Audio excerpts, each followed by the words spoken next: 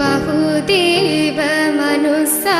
च मङ्गलानि अचिन्तयन् आकङ्कमानसुत्थानं ब्रूहि मङ्गलमुत्तमं ब्रूहि मङ्गलमुत्तमम् असेवना च बालानां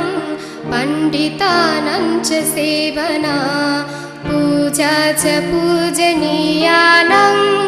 एतं मङ्गलमुत्तमम् एतं मङ्गलमुत्तमम् पतिरुपदेशवासो च पुप्पे जगत् पुण्यता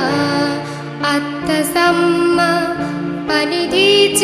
एतं मङ्गलमुत्तमम् एतं मङ्गलमुत्तमम् बहुसत्यं च सिद्धं च विनयो च सुशिक्षितो सुभाषिता च या वाचा एतं मङ्गलमुत्तमम् एतं मङ्गलमुत्तमम् मातृपितु उपट्ठाना पुत्रधारास्तसङ्गहो अनाकुला च कम्मन्ता एतं मङ्गलमुत्तमम् एतं मङ्गलमुत्तमम् दानं च धम्मचर्या च यातकानां च सङ्गहो अनवच्यानि कर्माणि एतं मङ्गलमुत्तमम् एतं मङ्गलमुत्तमम् आरति विरति पापा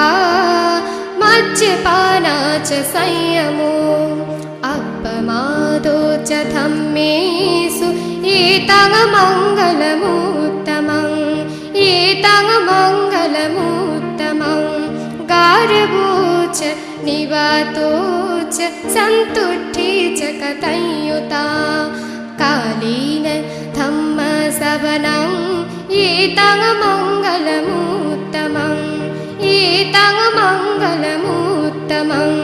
खन्ति च सुवचस्सता